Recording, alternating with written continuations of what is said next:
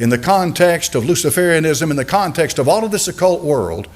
And here is how it works. They believe, as Madame Blavatsky in Theosophy taught when she published her magazine, the Lucifer magazine, that the Father is a universal spirit force that permeates everything. But this is the important part, folks. This is what is so important.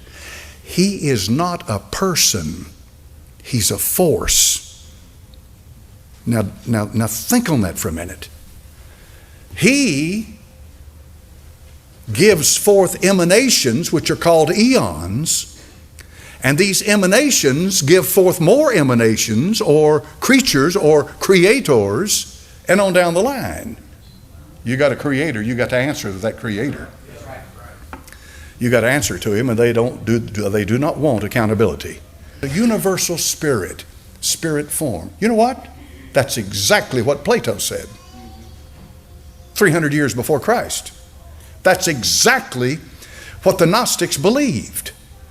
This is what's called, and you can define it in different ways. Pantheism is one way to say it. That is where God, remember now, semantics, when I say God and the Gnostic says God, we're not talking about the same thing.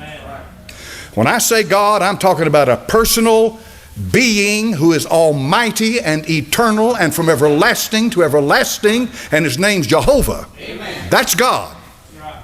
But when they say God, you got to watch words. They're not talking about that. See, they're not talking about that.